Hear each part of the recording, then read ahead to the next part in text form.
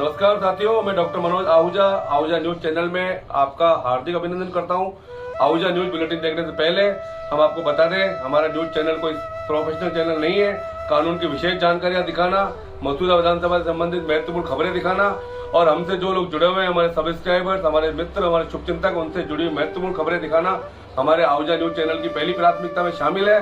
आप भी हमारे आहूजा न्यूज चैनल के सदस्य बने। अगर आपने हमारे चैनल को सब्सक्राइब नहीं किया है तो सब्सक्राइब करें। तो आइए देखते हैं आज की विशेष खबरें आहूजा न्यूज चैनल बुलेटिन। क्षेत्र के समाज सेवी भामाशाह भगवान सत्यनारायण के परम भक्त स्वर्गीय प्रभु सिंह सांखला की प्रथम पुण्यतिथि के अवसर पर शनिवार को उनके बड़े भाई शिक्षक मनोज सांखला, ज्येष्ठ पुत्र नीतेश सांखला व सांखला परिवार तथा मित्रों के सानिध्य में शनिवार को विशाल रक्तदान शिविर का आयोजन किया गया, जिसमें भारत विकास परिषद की स्थानीय शाखा के पदाधिकारियों द्वारा सहयोग किया गया।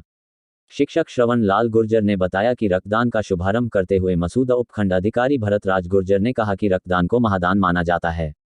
रक्तदान करके आप मौका दीजिए अपने खून को किसी की रगों में बहने का। ये लाजवाब तरीका है कई जिस्मों में जिंदा रहने का।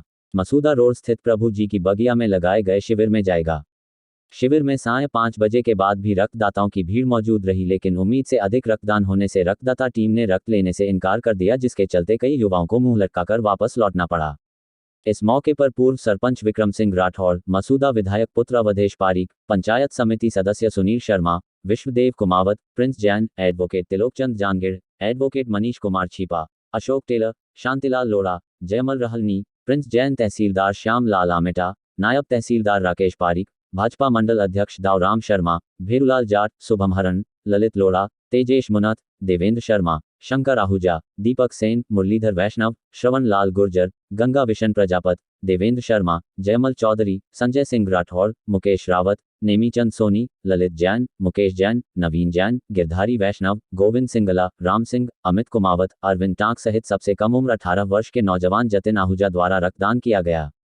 कार्यक्रम में भारत विकास परिषद के अध्यक्ष प्रिंस जैन सहित उनकी टीम द्वारा रक्तदान करवाने में पूर्ण सहयोग किया गया।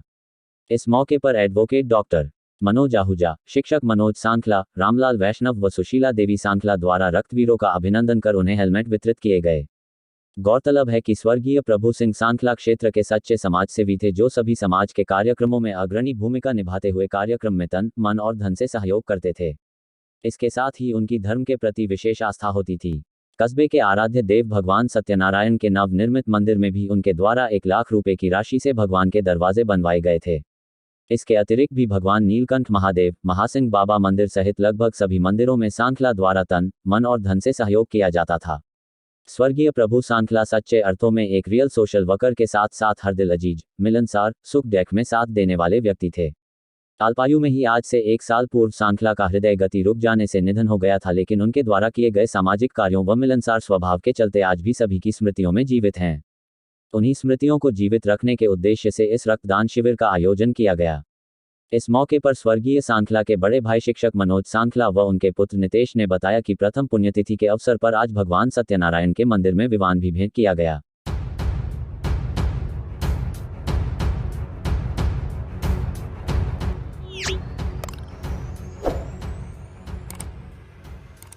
भारतीय पुलिस सेवा के बेस्ट ऑफिसर आईपीएस कुंवर राष्ट्रदीप वर्तमान में राजधानी जयपुर में एडिशनल कमिश्नर के पद को सुशोभित कर जयपुर वासियों को पुलिसिंग के रूप में बेहतरीन सेवाएं दे रहे हैं।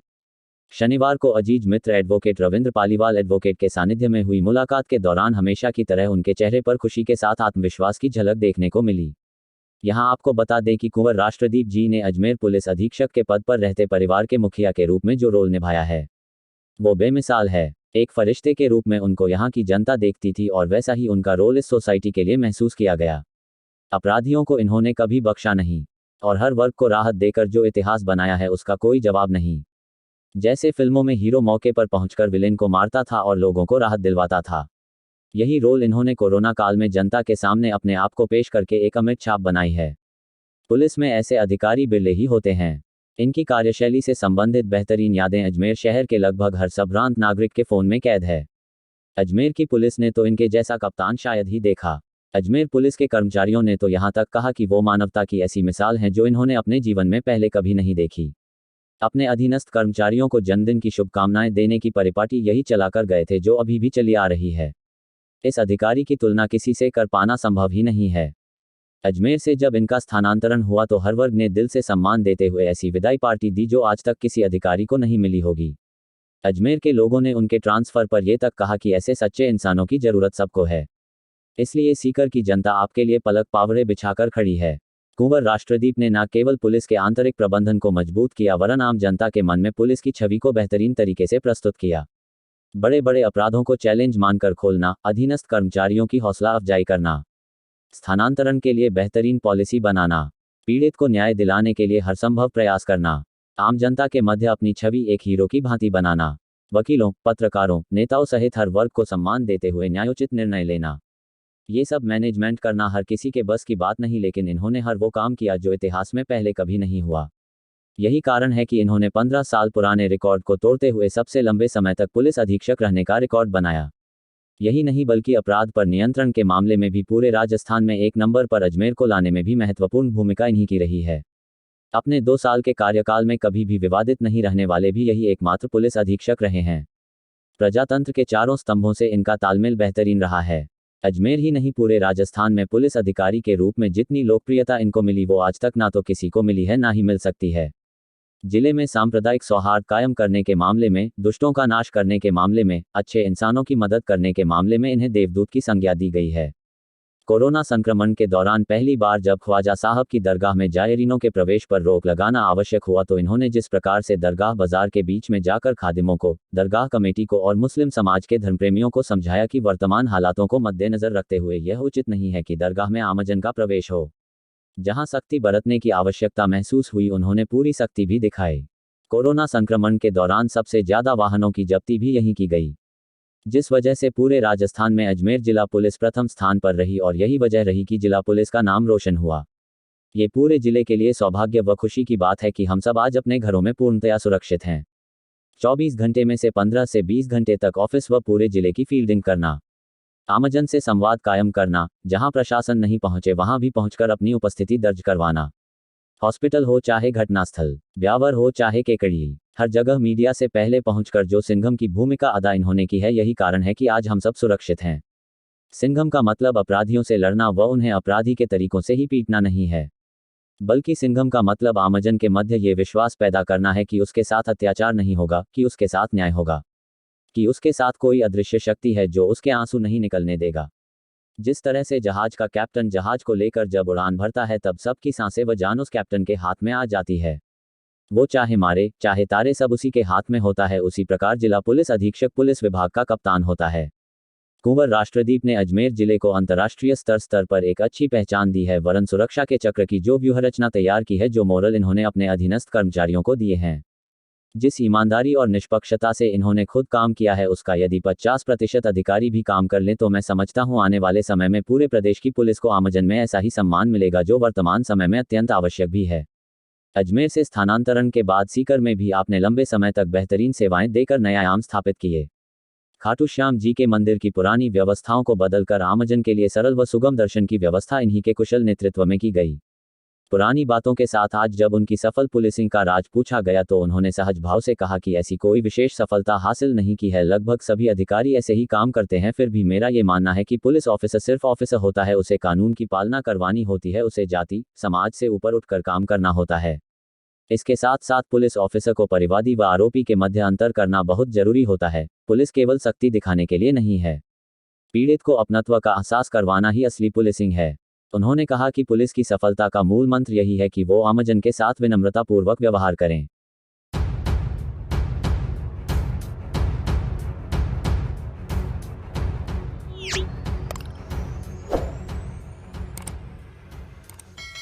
Bar council of Rajasthan Jodhpur की 6 अनुशासन कमेटियों ने शनिवार को प्रातः 11:30 बजे बार राजस्थान हाईकोर्ट जयपुर के परिसर में स्थित बार कौंसिल के कार्यालय में मामलों की सुनवाई की। बार कौंसिल ऑफ राजस्थान के सदस्य कपिल प्रकाश माथुर ने बताया कि शनिवार को आयोजित होने वाली मीटिंग में 6 कमेटियों के सदस्यों ने प्रकरणों से संबंधित मामलों में सुनवाई की। कमेटी नंबर 9 में बार कौंसिल ऑफ राजस्थान के पूर्व चेयरमैन सुशील शर्मा चेयरमैन के रूप में मौजूद रहे तथा सदस्य के रूप मनोनीत सदस्य डॉक्टर मनोज कुमार आहूजा ने उपस्थिति दी। इस कमेटी द्वारा एक प्रकरण का निस्तारण किया गया। इसी प्रकार कमेटी नंबर 11 के चेयरमैन वरिष्ठ अधिवक्ता व बार कौंसिल के सदस्य कपिल प्रकाश माथुर की अध्यक्षता में मामलों की सुनवाई की गई। इसके अतिरिक्त बार कौंसिल के पूर्व चेयरमैन नवरंग सिंह चौधरी सहित बार कौंसिल के सदस्य आरपी सिंगारिया ने भी मामलों की सुनवाई करते हुए प्रकरणों में अग्रिम कार्यवाही की। कमेटियों द्वारा पक्षकारों की उपस्थिति में मामलों की सुनवाई के बाद पत्रावली में सुनवाई के लिए आगामी तारीख पेशी दी। इस दौरान bar council of Rajasthan Jodhpur के कर्मचारी भी मौजूद रहे।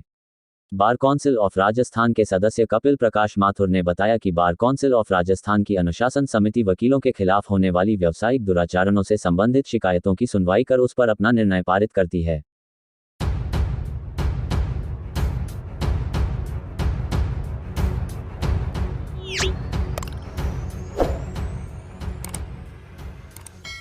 निकटवर्ती ग्राम गुड़ाखुर्द के राजकीय उच्च माध्यमिक विद्यालय में पूर्व में विज्ञान विषय की वरिष्ठ अध्यापिका रही मनीषा यादव के शुक्रवार को गुड़ाखुर्द पहुंचने पर गुड़ाखुर्द के राजकीय उच्च माध्यमिक विद्यालय के स्टाफ व ग्रामीणों ने मनीषा यादव का स्वागत किया। वहीं शनिवार को मनीषा यादव के नागोला पहुंचने पर शिक्षक रघुवीर प्रसाद मेघवंशी, विनोद देवी के नेतृत्व में मनीषा यादव सहित उनके साथ पहुंची महिला को शॉल ओढ़ाकर व माला पहनाकर स्वागत किया गया। वहीं विनोद देवी ने फूलों के बुके भेंट कर मनीषा यादव का स्वागत किया गया। इस दौरान अध्यापक रघुवीर प्रसाद मेघवंशी ने बताया कि स्वागत के साथ ही मनीषा यादव ने शिक्षार्थी के हितों में चर्चा की। साथ ही कहा कि गुड़ाखुर्द स्कूल में विद्यार्थियों के साथ मधुर संबंध रहे हैं। साथ ही सभी स्टाफ की उत्कृष्ट शिक्षण शैली रही। आपको बता दें कि मनीषा यादव ने गुड़ाखुर्द के एक निजी कार्यक्रम में शिरकत की थी, जहां पर शिक्षिका के मधुर संबंध के कारण सभी ने अपने घर पर स्नेह भोज के लिए निमंत्रण किया। वर्तमान में अध्यापिका मनीषा यादव अलवर जिले के बहरोड ब्लॉक के राजकीय उच्च माध्यमिक विद्यालय में वरिष्ठ अध्यापक विज्ञान के पद पर कार्यरत है। पूर्व में गुड़ाखुर्द स्कूल से गाजे बाजे के साथ मनीषा यादव को विदाई दी गई थी। तब से ही ग्रामीणों व अध्यापिका के बीच मधुर संबंध रहे हैं। इस दौरान नीतू यादव, विनोद देवी, कैलाश सोनी, मिंटू यादव, विकास मेघवंशी, रघुवीर प्रसाद, गविश यादव, हगामा, अंकित सैन, गोपाल, सांवर लाल सहित कई मौजूद थे।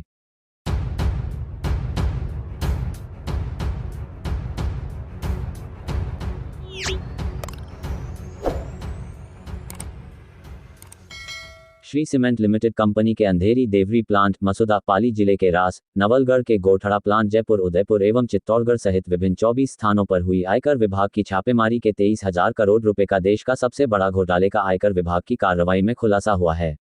श्री सीमेंट ग्रुप के काले कारोबार का खुलासा, देश का सबसे बड़ा कॉर्पोरेट घोटाला, 23,000 करोड़ रुपए के फर्जीवाड़े के दस्तावेज जब्त किए गए। आपको बता दें कि ब्यावर के नाम से अपना कार्यालय संचालित करने वाले श्री सीमेंट ली शून्य का अंधेरी देवरी में संचालित प्लांट मसूदा क्षेत्र में संचालित है। हालांकि यह एक अलग बात है कि श्री सीमेंट लिमिटेड कंपनी के अंधेरी देवरी प्लांट, पाली जिले के रास, नवलगढ़ के गोठड़ा प्लांट, जयपुर, उदयपुर एवं चित्तौड़गढ़ सहित विभिन्न 24 स्थानों पर हुई आयकर विभाग की छापेमारी के दौरान हुआ खुलासे में 23,000 करोड़ रुपए सबसे बड़ा कॉर्पोरेट घोटाला करने वाले में श्री सीमेंट ग्रुप का नाम दर्ज हो गया है। प्रतिवर्ष 1,400 करोड़ रुपए का फर्जीवाड़ा किया गया। सरपंच, ग्राम पंचायत और स्थानीय निकाय से फर्जी एग्रीमेंट भी किए गए। फर्जी एग्रीमेंट से केंद्र और राज्य सरकार को भी चूना लगाया गया है। आयकर विभाग के छापे के बाद ग्रुप संचालक फरार है। श्री सीमेंट प्रबंधन में आयकर छापों से हड़कंप मचा हुआ है। आयकर विभाग के सूत्रों की माने तो इस ग्रुप के मेंबरों से जब इस मामले में पूछताछ की गई तो उन्होंने इस संबंध में जानकारी होने से इनकार कर दिया। वहीं ग्रुप के चेयरमैन एच.एन. बानगढ़ और वाइस चेयरमैन प्रशांत बानगढ़ छापेमारी के बाद से बाहर निकल गए हैं। आयकर विभाग की छापेमारी से मचे हड़कंप से मैनेजिंग डायरेक्टर नीरज खौरी, नितिन देसाई फरार है। डायरेक्टर श्रीकांत सोमानी और सीएफओ सुभाष जाजू भी फरार है। बिना अवकाश के श्री सीमेंट ग्रुप से कॉर्पोरेट कार्यालय से फरार हो गए हैं। छापेमारी के बाद श्री सीमेंट ग्रुप के संचालक, श्री सीमेंट लिमिटेड ग्रुप के chairman H M. Bangur, vice president Prashant Bangur जवाब नहीं दे पा रहे हैं कि आखिर एक दशक से आईटी एक्ट में कोई टैक्स क्यों नहीं भरा। ग्रुप के वाइस प्रेसिडेंट अरविंद खींचा को भी छापेमारी के दौरान कई बार पूछताछ के लिए बुलाया गया, लेकिन वे भी आयकर अधिकारियों के सामने नहीं आए। Managing director Neeraj Khauri, director Nitin Desai, director Shrikant Somani और सीएफओ सुभाष जाजू से भी आयकर अधिकारियों का कोई संपर्क नहीं हो पा रहा है।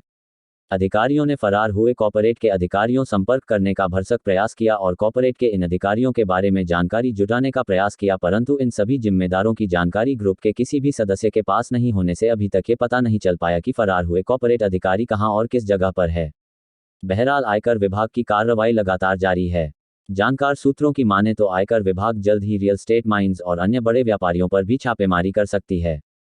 आपको बता दें कि आयकर विभाग ने हाल ही में विभाग ने अपनी तकनीकी संसाधनों को मजबूत करते हुए एक सॉफ्टवेयर का निर्माण कराया है। इसमें अधिकारी कुछ ही दिनों की जांच पड़ताल में पता कर लेते हैं कि सरकार को कितनी राजस्व की हानि पहुंचाई जा रही है। देश के इस सबसे बड़े कॉर्पोरेट घोटाले को लेकर कल रविवार को छोड़कर सोमवार को इस संबंध में आयकर विभाग द्वारा प्रेस कॉन्फ्रेंस किए जाने की संभावना व्यक्त की जा रही है।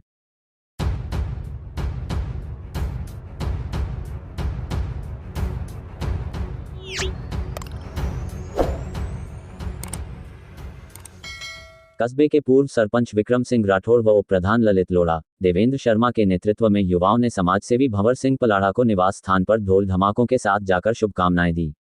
देवेंद्र सिंह खींची, त्रिलोक जांगीर, विष्णु साहू, अखिलेश साहू, नटवर गुर्जर, विनोद नोगिया, सुरेंद्र शर्मा, धनराज कुम्हार, अनिल टेलर, बंटी राठौड़ आदि कार्यकर्ता उपस्थित थे।